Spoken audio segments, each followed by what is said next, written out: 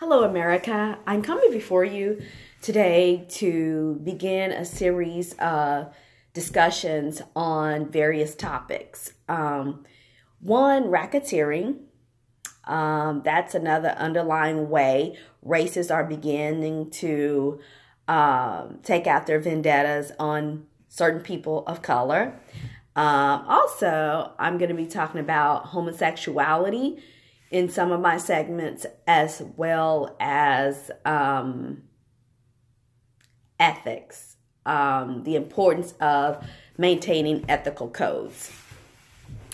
And the reason why I decided to do these series of discussions via YouTube is to, one, help me to heal from a personal situation that I encountered at a medical college, where I was a direct victim of racketeering practices. 7 years ago, I had set out to start my career at a well-known medical college. Not saying that it's probably the most prestigious medical college in the U.S., but it is a well-known medical college here in Nashville, Tennessee. I had been so blessed and really on target for success up until this incident had transpired. I was 39 years old at the time the incident transpired. I had never in my life been fired from a job. If I left a job, it was because I wanted a better opportunity or a better rate of pay.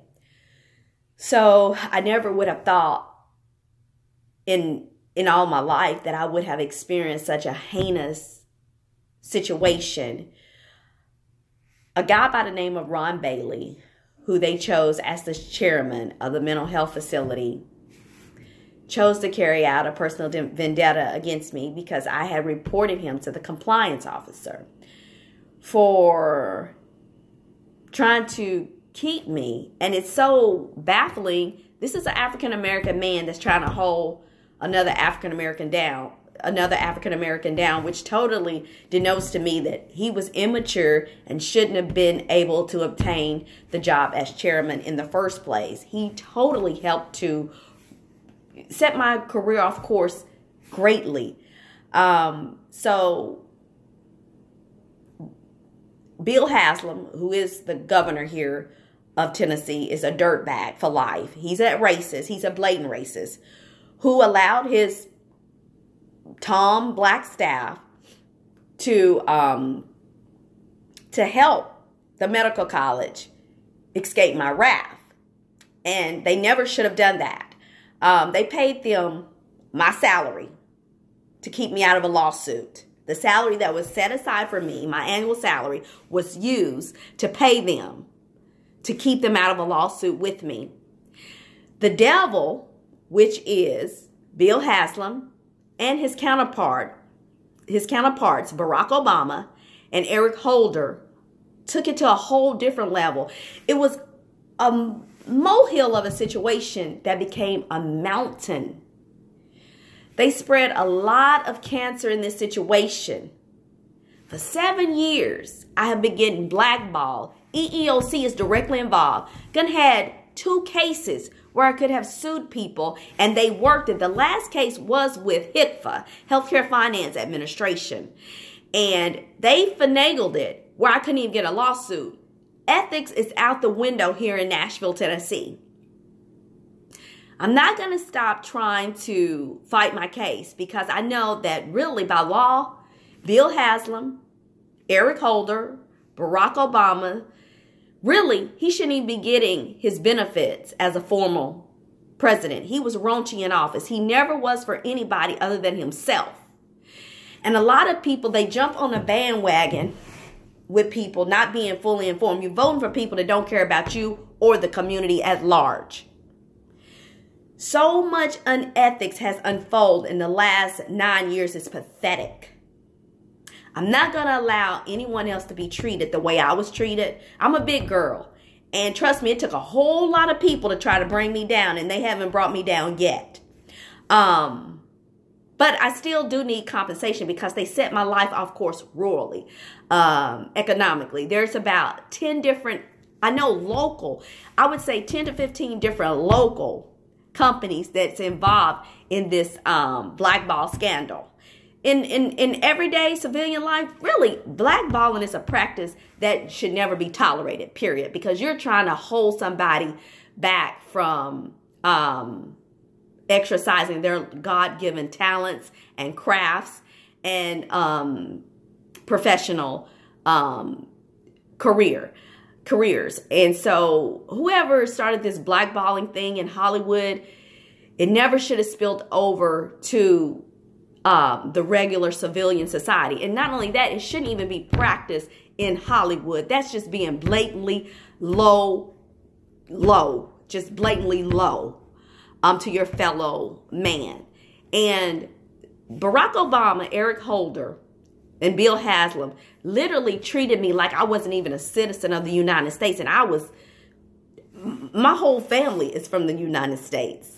I am a naturalized citizen of the United States. Yet I was treated less than a human being. That's what's really pissing me off. I was treated less than a human being in this situation. So I'm still waiting for justice to occur. Bill Haslam hadn't got out of office yet. He just took another job from me by way of a well-known account firm. Every 6 months, they're taking jobs away from me. And they're thinking that I'm an asshole for them. I'm really not. They're just helping me to collect more money. So since they're trying to be arrogant about everything, I will go many miles just to expose them. And this can be going around. Apparently, they're so comfortable in their unethical practices. It's probably going on in various states throughout the U.S. Countries ran by trashy people, point blank. Barack Obama was probably the worst thing could have ever happened to the United States. I don't choose presidents based on their complexion. In fact, I watched my grandfather as a young child go out and vote because he knew the importance of being a part of the political process. Back during that time period, people were a lot more ethical than they are today. So we're voting for people that don't represent us well and don't really care about nobody. They're trashy, low-class people, both black and white, that ain't never really had much, getting in office, robbing people. They don't work for people. They work for crooked corporations. And my goal, I said, apparently, God, if I'm allowed to go through this, because everything in my life was going well. I mean, I was totally on the track for success. And then all of a sudden, I find myself experiencing something that I had never experienced before in my life. Being held accountable for being educated enough to go up against a corrupt government. And they're trying to blackball me. I won't stand for it. I won't have it. There may be someone out there in America, around this country, that's going through a similar situation as I am currently. I don't want you to feel like you're alone.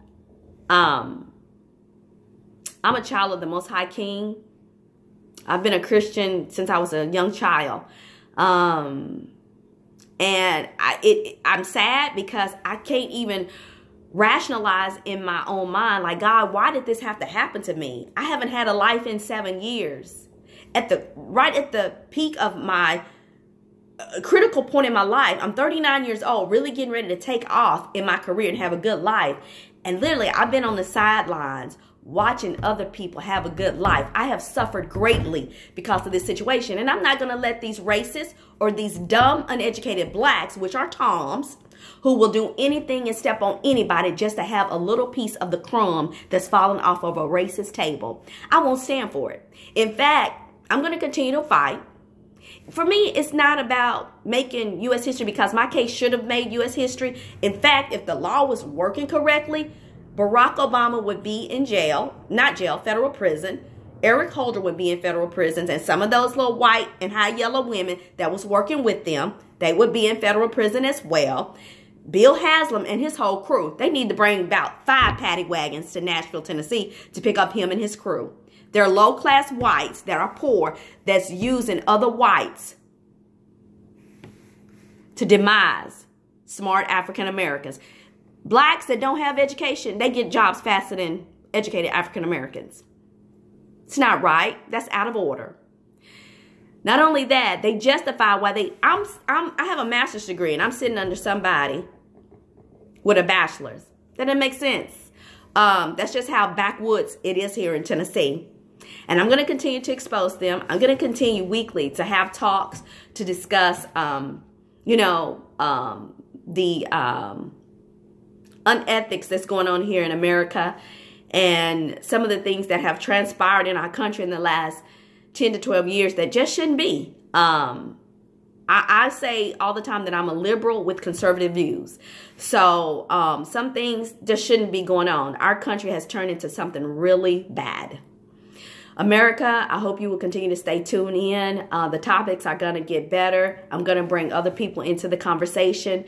So stay tuned. There's more to come. My goal is to get things back on track around the country. And, some people say one person can't do it. It starts with one person. And then they connect to other good people that want to see justice transpire. Like what happened to little Trayvon Martin.